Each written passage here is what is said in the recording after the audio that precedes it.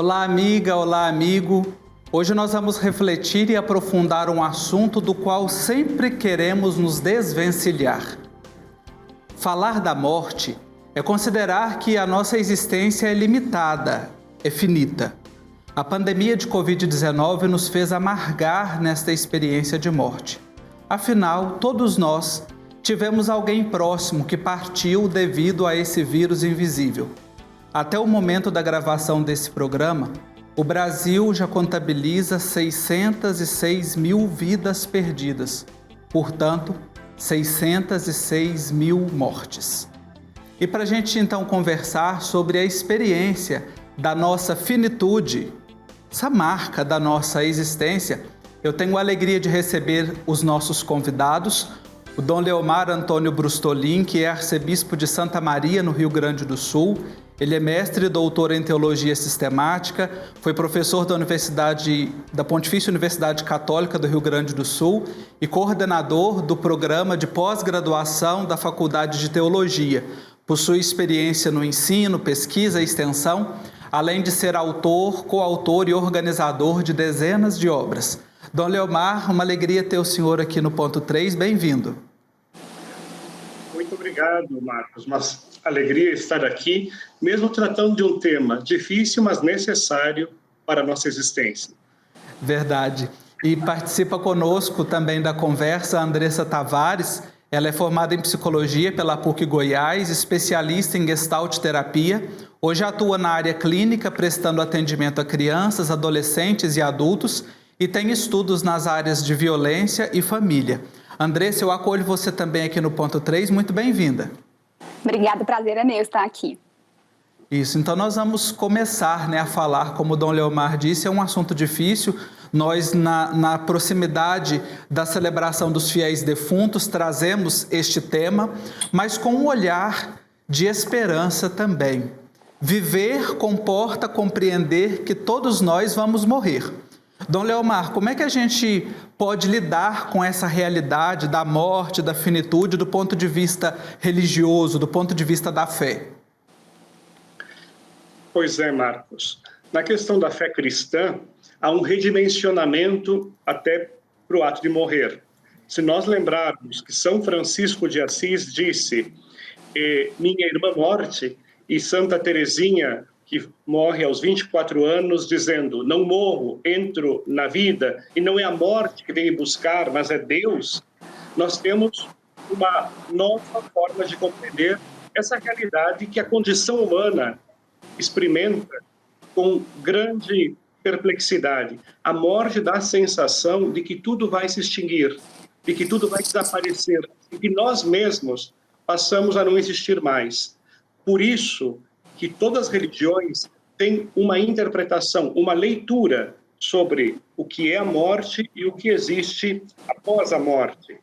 Na fé cristã, Marcos, eu acho que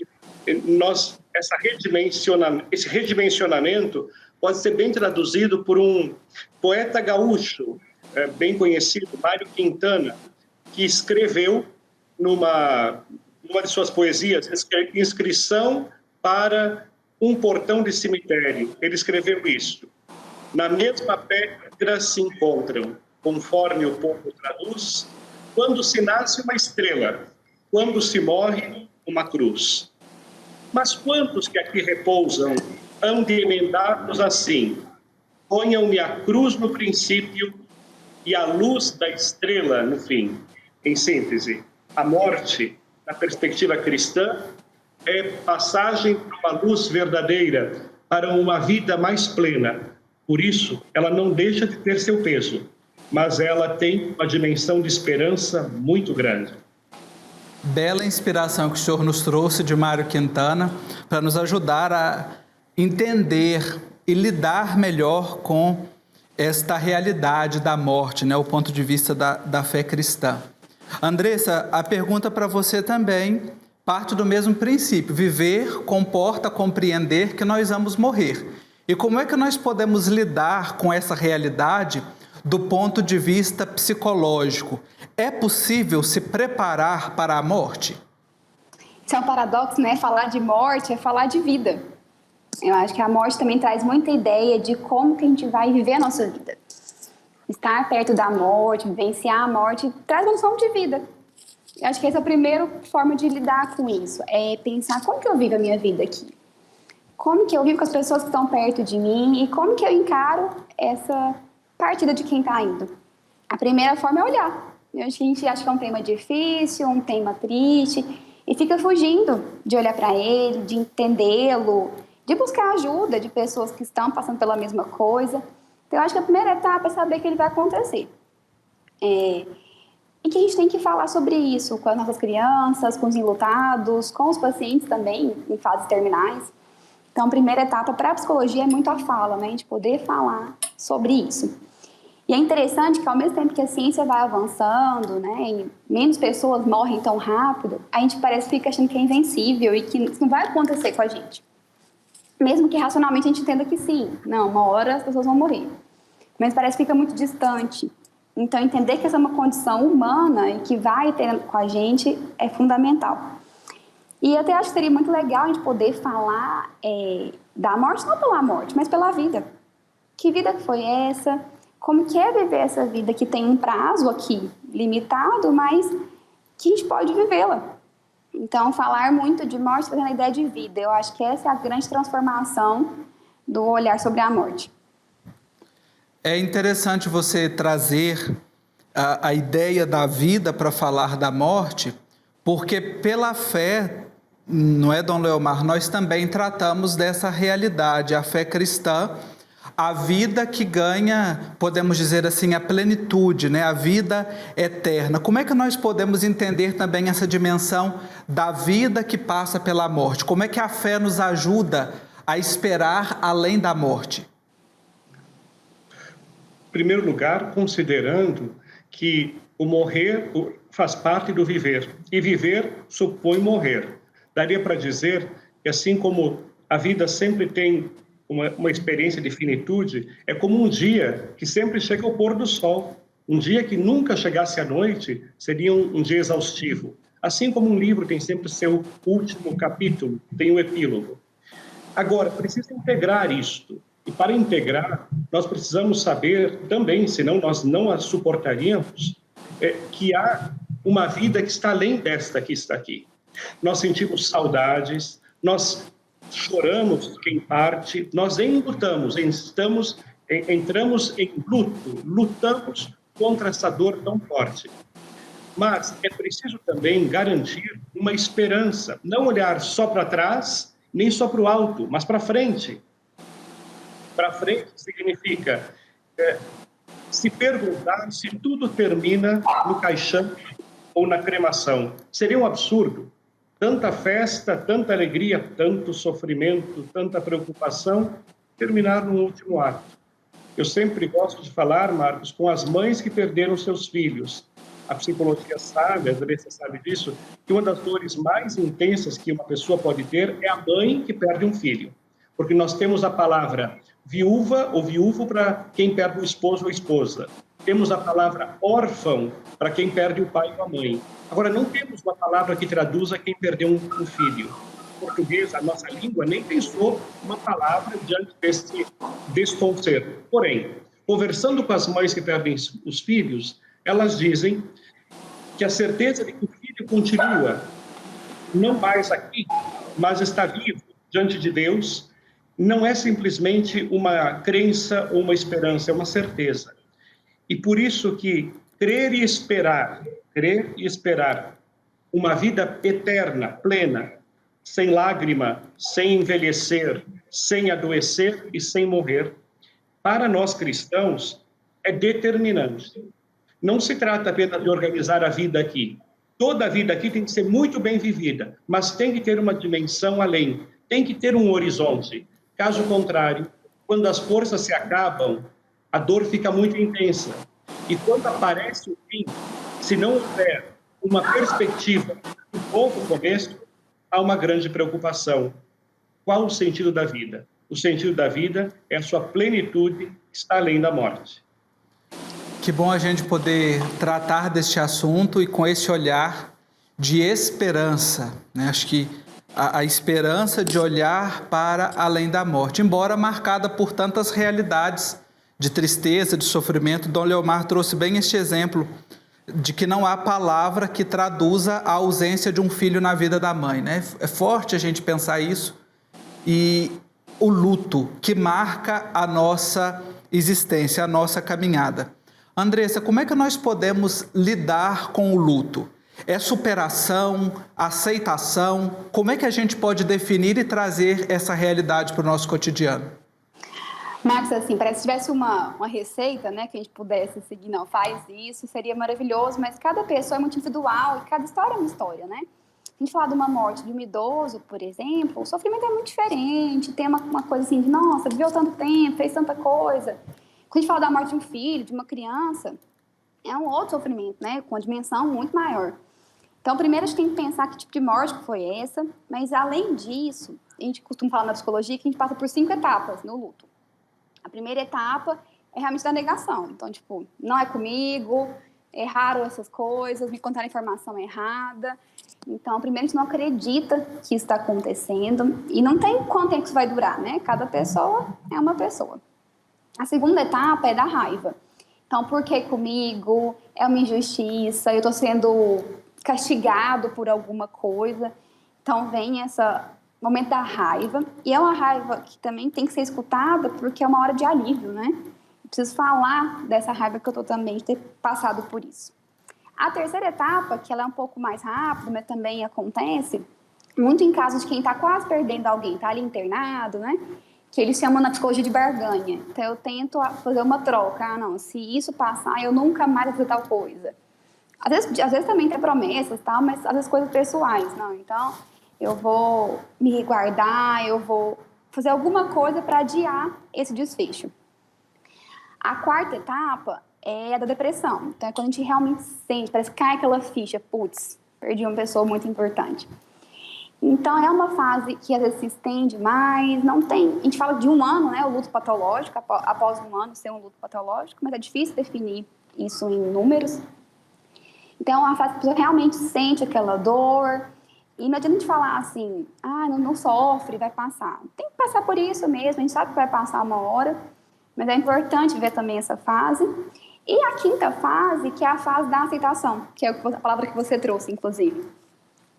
Que mesmo cansado, triste, com muita saudade, eu entendo o que aconteceu, que processo é esse. Isso não é estar feliz, eu não estou feliz porque eu perdi alguém.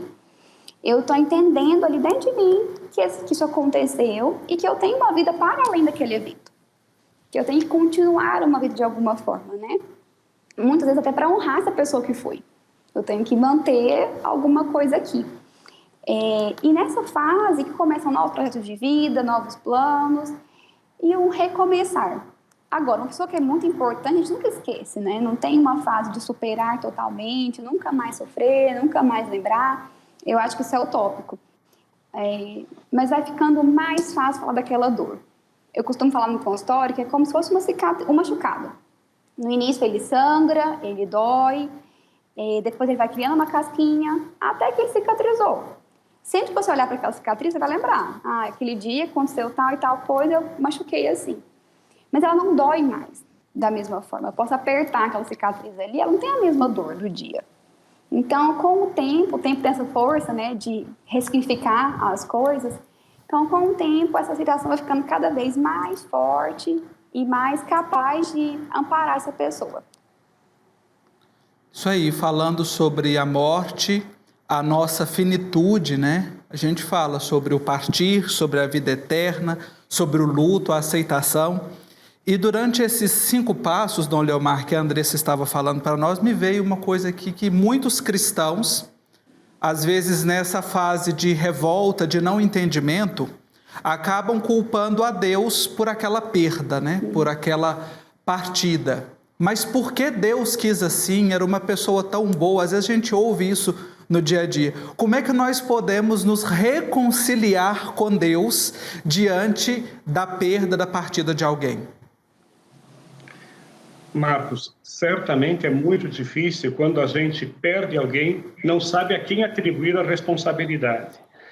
Creio que no primeiro momento tudo é possível. culpar o médico, culpar algum familiar, culpar-se a si mesmo e culpar até mesmo Deus. Acho que faz parte dessa elaboração do luto não compreender, ficar totalmente confuso nos seus sentimentos. Agora, com o tempo é nosso amigo e nos faz crescer, é preciso compreender que até mesmo a nossa imagem de Deus. Às vezes, nós achamos que Deus deve solucionar todos os nossos problemas ou que atende tudo que nós queremos. Não, Deus não. Deus é Deus. Deixá-lo ser o eterno que nos conduz supõe também aceitar, por exemplo, na fé cristã, o crucificado, que é no silêncio da cruz, na solidão e no abandono que ele faz da sua vida ao Pai, ele santifica a experiência da morte. Queria dizer, por exemplo, da importância de nós aceitarmos no primeiro momento a revolta das pessoas, mas ajudá-las depois. Vejam que até Jesus, na morte de Lázaro, ele chorou a morte do seu amigo. Aquelas lágrimas santificaram toda a experiência do luto, porque Deus, enquanto Jesus, entendeu na experiência da carne o que é perder alguém importante, um amigo que ele tanto bem queria. Por isso, o respeito às pessoas, mesmo no momento de revolta, e depois ajudá-la com calma, ajudar toda pessoa a encontrar e ressignificar sua vida, apesar da morte. E lembrar sempre que, na fé, sempre tem um horizonte maior. O horizonte da esperança, ele não fica confinado aos nossos momentos do presente. E, por isso, projeta para um futuro melhor e mais feliz. Falar da morte também implica falar de medo. Muita gente tem medo da morte, né? Eu sempre fui acostumado a lidar com essa realidade por 2 fatores, acredito. Primeiro, porque perdi pessoas muito próximas desde criança, familiares, colegas de escola. E segundo, porque a rua em que eu cresci, lá no interior de Minas, era de frente ao cemitério. Então, todos os dias, praticamente, eu via aquela realidade que marca a nossa finitude. Agora, tem muita gente que tem o medo da morte. Como é que a gente lida com esse medo, Andressa? Marcos falando, até me veio aqui um insight. Eu morei a vida inteira, parede com cemitério. Talvez por isso eu acho fácil falar de morte também. Eu acho que uma coisa principal é a terapia, né? As pessoas podem buscar isso, tentar entender no processo psicoterapêutico o que acontece, que medo que é esse, qual que é a origem desse medo, o que está por trás disso, porque o medo por si só ele é muito amplo. E às vezes é uma coisa que a pessoa está ali na cabeça, e quando ela vai falando, ela vê que é mais simples, que não é tão problemático assim. Tive um paciente que tinha muito medo de morrer, a gente trabalhou por muito tempo a vida. A gente não sabe quanto tempo que ela ia ter, quanto tempo que as coisas iam acontecer, quem que ia perder, mas ela tinha um tempo vivo aqui. E aí, nessa conversa, a gente foi até descobrir, nesse caso, que antes dela nascer, a mãe havia perdido um filho, grávida, anteriormente. Então, já nasce uma criança com aquele medo, né, da morte. Não quero perder mais um filho. Então, parece que isso veio junto com ela desde ali dos primeiros dias de vida. Então, a gente tem que entender o que está por trás disso para poder ajudar essa pessoa. E também muito trabalhar essa coisa do tempo que eu tenho aqui. Eu não sei o que vai acontecer amanhã, mas se eu vivo um hoje presente, vendo as minhas coisas, tentando ser o melhor que eu posso ser para a minha vida e para quem está perto de mim e para uma sociedade como um todo, a vida passa a ter mais sentido do que a morte. Porque a morte dá medo de ela acelerar o meu fim, de eu não poder fazer minhas coisas. Mas se eu consigo viver o máximo que eu tenho, eu posso ressignificar esse medo. Isso aí, ressignificar. Essa palavra é interessante para a gente pensar a morte e pensar diversas realidades que nos marcam, principalmente aquelas que nos causam dor, que nos causam sofrimento. O bispo que me crismou, que foi bispo durante muitos anos na Diocese de Oliveira, o Dom Barroso, que está com 93 anos, firme, forte, muito sadio. Dom Barroso, ele diz o seguinte: eu estou pronto para morrer, mas eu não estou com pressa. E realmente está muito bem nos seus 93 anos, louvado seja. Vários santos, Dom Leomar, nos ensinam, nos ajudam, refletem sobre esse momento último da nossa existência, né? O próprio Santo Afonso Maria de Ligório tem uma obra que se chama Preparação para a Morte. Sabendo que esta é uma realidade presente da nossa vida, como é que nós podemos nos preparar para bem vivê-la? Em primeiro lugar, creio, Marcos, que nós precisamos assumir a nossa condição humana, que é finita. Assumir a condição humana significa também assumir até os medos. Quando você falava sobre a questão do medo, eu lembrei de Ariano Suassuna, eu escrever o Alto da Compadecida, no momento em que, no juízo, os personagens Maria e Jesus dialogam, e Maria diz que muitas das dificuldades dos seres humanos estão marcadas pelo medo, e Jesus pergunta para ela, medo de quê?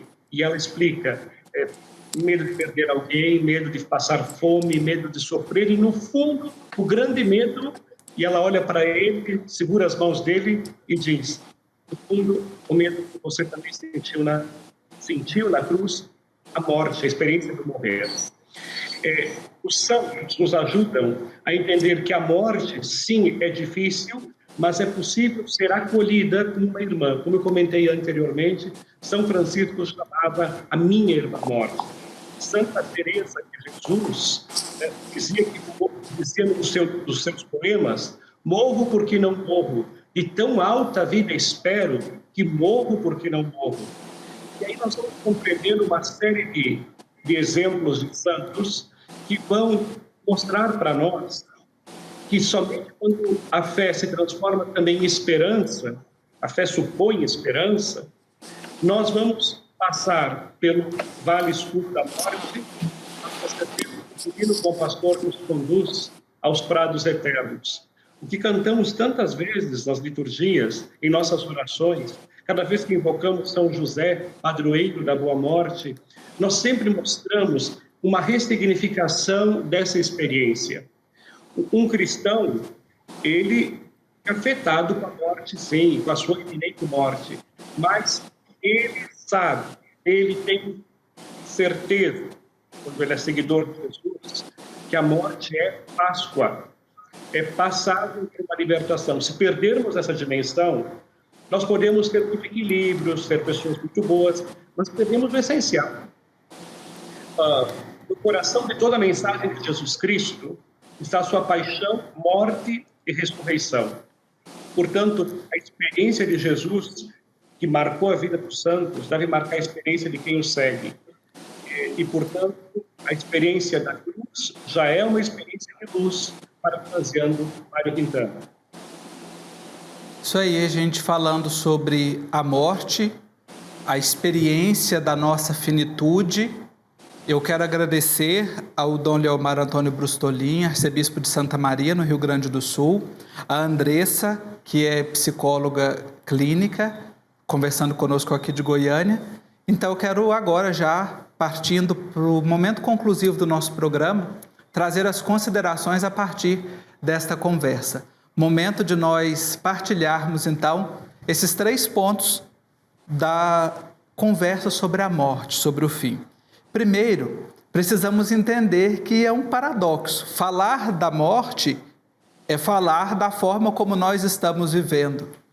Morrer faz parte do viver e viver pressupõe morrer. Nós não vamos ficar para semente. Agora, do ponto de vista cristão, nós temos um redimensionamento desse morrer. É a passagem para a luz verdadeira. E por isso, no nosso horizonte, no nosso olhar para a frente, sempre ver a experiência da Páscoa. Se a Páscoa sai do nosso horizonte, nós perdemos o sentido cristão da morte. E claro, a morte pode chegar a qualquer momento, para você, para mim, para nós, mas o tempo é o nosso amigo, nos faz crescer, nos faz também aceitar e entender este momento. Mais uma vez, Dom Leomar, muito obrigado pela sua reflexão. Andressa, também obrigado pela sua reflexão. E eu encerro este ponto 3 de hoje, a edição de número 52, sob o meu comando, com uma frase de Guimarães Rosa. Ele que tantas vezes apareceu aqui neste programa. E no seu discurso de posse na Academia Brasileira de Letras, 3 dias antes de sua morte, no ano de 1967, Rosa disse que As pessoas não morrem, ficam encantadas. A gente morre é para provar que viveu. A partir da próxima segunda-feira, o irmão Diego Joaquim retorna à apresentação deste programa e eu agradeço a sua companhia em cada uma das 52 semanas que passei por aqui. Um abraço forte, esperança e coragem. A vida pede coragem.